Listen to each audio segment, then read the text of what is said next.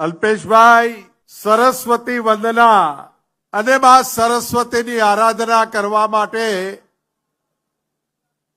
આપે સમગ્ર ગુજરાતને નોતરું આપ્યું છે. આ મારા સમાજના મોભીઓ બેઠા છે. મને ખબર નથી આપણે બધા 84 ના ખાતાવાળા છીએ કેશાજી. આ 84 ના ખાતામાં માં સરસ્વતી ને લક્ષ્મી આવતા નથી અને આજે માં સરસ્વતીનો ફોટો શિક્ષણનો યજ્ઞ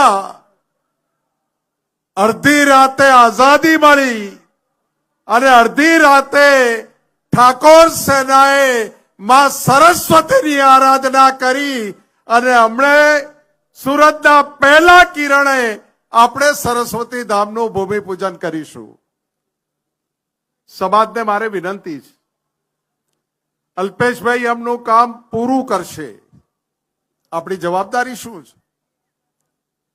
આપણે આપણી ગામની પ્રાથમિક શાળામાં આપણા બાળકોને ભણાવીએ છીએ ખરા? આપણે 12મા ધોરણ સુધી કેટલા બાળકોને ભણાવીએ છીએ? ગામમાં 8મા ધોરણની શાળા હોય અને પૂરું થયા પછી બીજા ગામે 9, 10 અને 11, 12 હોય તો એમાં કેટલા દીકરા દીકરીઓને ભણાવીએ છીએ? જયસિંહભાઈ, હું કદાચ ખોટો ન પડતો હોઉં તો દિલીપસિંહભાઈ, 115 બાળકો આપણા કોલેજમાં ભણવા જાય છે. હવે આ શિક્ષણ ધામો બની રહ્યા છે. તમને લગ્નમાં ખર્ચા બંધ કરવાનું કહ્યું, તમને લગ્નમાં 12માં ખર્ચા બંધ કરવાનું કહ્યું, બંધારણ બન્યું.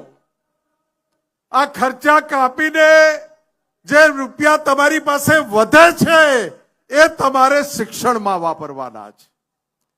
અને જો શિક્ષણમાં રૂપિયો વાપરીશું તો જે દસકો કયો 36, એ વખતે આ પહેલી રોમાં કલેક્ટર, એસપી, પીઆઈ અને મામલતદાર કે ડેપ્યુટી કલેક્ટર બેઠા હશે. એટલે જવાબદારી બને છે આપણી. મને કેટલાય મિત્રો કહે છે કે જગદીશભાઈ, અમારે વિવાહમાં રૂપિયા ઓછા વપરાય અને દીકરા દીકરીને ભણાવવામાં રૂપિયા વધારે વપરાય. ગામની પ્રાથમિક શાળામાં કોના દીકરા દીકરી ભણે છે? જે સમાજોએ પોતાની સંસ્થાઓ બનાવી એ પોતાના બાળકોની ચિંતા કરે અને જે ગ્રામ્ય વિસ્તારની સરકારી શાળાઓ છે એમાં 90% આપણા બાળકો ભણે છે. તો એની ચિંતા, એ શાળાઓ સાચવવાની પણ ચિંતા આપણે કરવી પડશે. એ શાળાઓને સમૃદ્ધ કરવાની ચિંતાઓ પણ આપણે કરવી પડશે. હમણાં લાઇબ્રેરીઓ ખૂબ બની, દીકરા દીકરીઓ સરકારી નોકરીઓમાં પણ લાગે, આર્મીમાં પણ લાગે, પણ 12 મહિને કદાચ લાખ નોકરીઓ પડે તો 3-4 હજાર આપણા બાળકો નોકરીઓ લાગતા હશે. બાકીના શું કરશે? તો સમૃદ્ધ ખેતી તરફ કામ કરો, પશુપાલન તરફ કામ કરો અને લાઇબ્રેરીઓને જે આપણી સંસ્થાઓ છે એમાં રોજગાર લક્ષી કામ થાય એવી પણ કંઈક ને કંઈક આપણે વ્યવસ્થા કરવી પડશે. 2 જિલ્લાનું બંધારણ બન્યું છે. આખું ઉત્તર ગુજરાત ને મધ્ય ગુજરાત અહીં બેઠું છે. જિલ્લાના મોભીઓને વિનંતી કે તમે તમારા જિલ્લાનું સામાજિક જે બંધારણ બનાવવું છે બંધારણ તરફ આગળ વધો. બનાસકાંઠાને પાટણથી આપણે બંધ નથી કરવાનું. સમગ્ર ગુજરાતને આપણે બંધારણ બનાવી અને સૂત્ર આપ્યું છે, એક સમાજ, એક રિવાજ, એક સમાજ, એક બંધારણનો નારો આપ્યો છે. વિક્રમભાઈ અને કલાકારો બેઠા છે.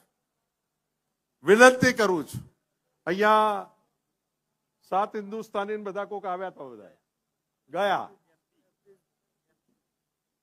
તમે જુઓ તો ખરા, અત્યારે સોશિયલ મીડિયા ઠાકોરોના બાપનું થઈ ગયું છે. અને જે આઈટમો આવે છે, ઓહો, પેલું આ ચલાવે છે કોણ? ઉપર ગૂગલ કોણ ચલાવે છે? વિક્રમભાઈ. આ ઠાકોરોમાં જે અદાકારી છે, ઠાકોરોમાં જે સર્જનાત્મક શક્તિ છે ને, આના લોહીમાં કળા છે. પહેલાના જમાનામાં ધોતિયાનો છેડો આમ કરીને ખોહે ને તો જેને ખબર પડે, અમને જ ખબર પડે કે આ ધોતિયાનો છેડો ચમનો ખોહ્યો. હોશિયાર આના જેટલી કોઈ કોમ હોશિયાર નહીં હોય. વિક્રમભાઈ, વિનંતી કરું છું, સંગીત એકેડેમી ચાલુ કરો, નાટ્ય એકેડેમી ચાલુ કરો. તમે જે દિવસે જગ્યા માંગો એ દિવસે તમને આપી શક્તિ વિદ્યાલયમાં. એક જગ્યાએ નોકરીઓથી મેળ નહીં પડે. 100 જગ્યાએ નોકરીઓના દરવાજા ને રોજગારીના દરવાજા ખોલવા પડશે. મને ગમ્યું અલ્પેશભાઈ, તમે રામ આયે હે રામ આયે. સમાજની મોદમાં બેહો ને તો રામાયણને યાદ કરીને બેસજો. સમાજની મોદમાં જયારે બેસો ને તો જતું કરજો. તમે ગામે ગામ વાત કરતા હતા ને, ગેરીબેને કીધું કે તમે ઉપરવાળા એક થાઓ, અમે તો એક છીએ. લ્યો, અમે એક થયા. તમારા ગામમાં એક ગામમાં 3 ભાગ નહીં, એક તાલુકામાં 3 સમૂહ લગ્ન નહીં થતો. શું કરવું શકો? આપો આજે અલ્પેશભાઈને, એના ખોળામાં કંઈક આપો કે અલ્પેશ ઠાકોર, અડધી રાતે તમે ઠાકોરોને ભેગા કર્યા છે. એક જ પ્રતિજ્ઞા કરીને જઉં છું, મારા વાહમાં કે મારા ગામમાં જેને જોડે મારે બનતું નથી, કાલે હવારે એની ચા પીવા હું જઈશ. આટલું નક્કી કરો. સોશિયલ મીડિયામાં આપણા ગ્રુપ છે, એમાં નેગેટિવ કોમેન્ટ કરે એને કાઢી નાખો. મારે કૃષ્ણ, અર્જુન અને દુર્યોધન અને મામા શલ્યનો દાખલો આપવો છે. યુદ્ધ ચાલુ થયું. અર્જુનના સારથી હતા ભગવાન કૃષ્ણ અને દુર્યોધનના સારથી હતા મામા શલ્ય.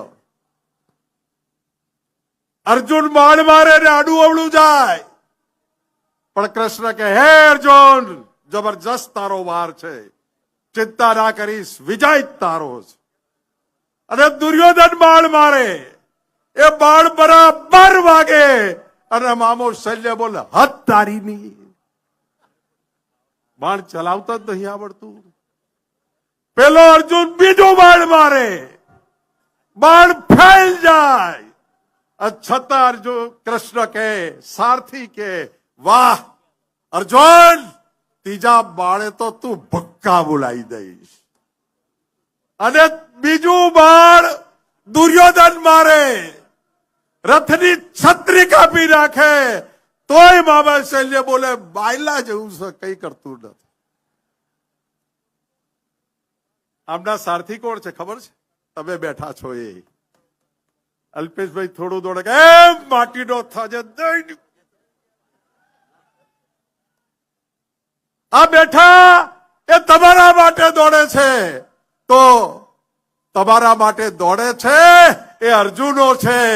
અને અર્જુનના સારથી તરીકે તમારે પોરસ ચડાવવું છે, પોરસ ચડાવવાનું છે, શાબાશી આપવાની છે, એમનો ઉત્સાહ વધારવાનો છે અને કહેવું પડે અલ્પેશભાઈ 30 કરોડ નહીં, 333 કરોડ જોઈએ તો એની પૂરું કરી નાખીશું. આ ખર્ચા વિભાગ કાપ્યા છે ને ભાઈ, એ આ બધું કરવા કાપ્યા છે. આ શીરો, આ ચોખા ઘીના લાડવા બંધ કર્યા છે ને, આમાં હલવા બંધ કર્યા છે. અને આજે નક્કી કરીને જાઓ, શક્તિ વિદ્યાલય બધાના તપો બળથી બન્યું છે. અહીંયા જયસિંહભાઈને સંસ્થા ચલાવે છે. આપો બાળકો તમારા. મા બાપ વગરના જેટલા દીકરા કે દીકરીઓ હોય, માત્ર ઠાકોર સમાજ નહીં. સાહેબ, આ ઠાકોર જ એક એવો સમાજ છે કે બધા સમાજોનું વિચારે છે. ઠાકોર સમાજ નહીં, આખા ગુજરાતમાં મા બાપ વિહોણા જેટલા બાળકો હોય, પહેલાથી 12મા ધોરણ સુધી આપો. એની તાકાત હોય ત્યાં સુધી ભણાવવાની તૈયારી ઠાકોરોએ લીધી છે. આ જાહેરાત કરીએ છીએ આપો શક્તિ વિદ્યાલયમાં. ટીકા ટિપ્પણ વાળા અને ખાસ તો ઠાકોરોના જે સોશિયલ મીડિયાના ગ્રુપ છે ને, એમાં ચકાસીને એડમિનને વિનંતી કરું છું કે ચાળી લેજો. અને ભૂલથી બીજા સમાજ વાળો આવીને આપણામાં ભડકો ના કરાવે એવા સોશિયલ મીડિયાના ગ્રુપોમાં માણસો ના હોય એની ચિંતા કરજો. ખૂબ કામ કરે આગેવાનો. અને એક જણો પોસ્ટ મૂકે શું કર્યું, લે આ 3 વાગે જોવા ખબર પડે.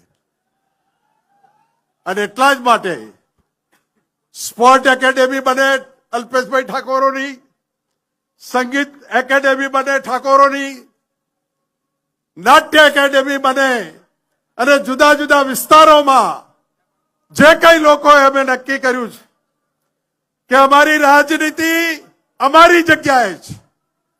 અમારે અમૃત એક ધારાસભ્ય બની ગયો એટલે જગદીશ ઠાકોરે નિર્ણય લીધો કે હવે જગદીશ ઠાકોર કોઈ પણ ચૂંટણી નહીં લડે. સમાજે આપ્યું છે તો સમાજને જેટલું વળતર આપીએ, જેટલું જીવીએ એટલું સમાજને વળતર આપવામાં ક્યાંય પાછીપાની નહીં કરીએ. અને આ બધા બેઠા છે ને, કોઈ ટીકામ ના પડતા, ખરા દિલથી બેઠા છે. એકબીજાને જ્યારે મળીએ ત્યારે જે ભાવ છે ને, એકબીજા માટેનો જે આદર છે, ખાલી અલ્પેશભાઈએ જાહેરાત તો ઘણા ટાઈમ પહેલા કરી હતી કે 26મી તારીખે ભેગા થઈશું રાતે 3 વાગે. અને અલ્પેશભાઈ કેવડાવે કે બધાએ આવવાનું છે. એક માણસ બાકી નથી રહ્યો, એક માણસ આવવામાં બાકી નથી રહ્યો. કદાચ અમારાથી આમંત્રણ આલવામાં અને ફોન કરવામાં બાકી રહી ગયું હશે, પણ અલ્પેશભાઈની ટીમને, અલ્પેશભાઈ આ માડું અવડું સહેજે ના વિચારતા નહીં, પણ બધું આપણે ઠઠ છે.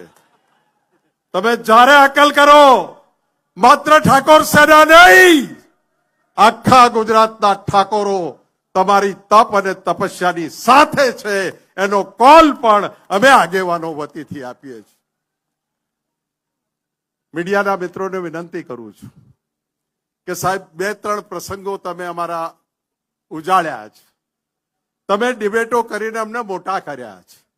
તમે ડિબેટો કરીને અમે જે સરસ મજાનો રસ્તો ને મંજિલ પકડી છે, એ મંજિલ તરફ લઈ જવામાં તમામ મીડિયાના મિત્રોએ અમને ખૂબ મદદ કરી છે. અમે કાચવાની ચાલે ચાલવા વાળા નથી. અમારે ટેક ઓફ લેતા વાર લાગે, પણ જો 100, 200, 500, 1000 ડગલા ચાલી ગયા તો ચિત્તા કરતા પણ તેજ ચાલ ચાલવા વાળા ઠાકોરો છે. અને ચાલ ઉપર આપણે આગળ વધવું છે. માં સરસ્વતીની આરાધના જ્યાં સુધી અહીંયા ભૂમિપૂજન લાઈવ પૂરું ન થાય ત્યાં સુધી, અને અલ્પેશભાઈ રજા ના આપે ત્યાં સુધી આપણે બધા જ બેસી રહીશું. અને ખૂબ આભાર માનું છું અલ્પેશભાઈ વતીથી. તમારા બધાને ખૂબ ખૂબ ધન્યવાદ આપું છું. જય હિન્દ, જય ભારત.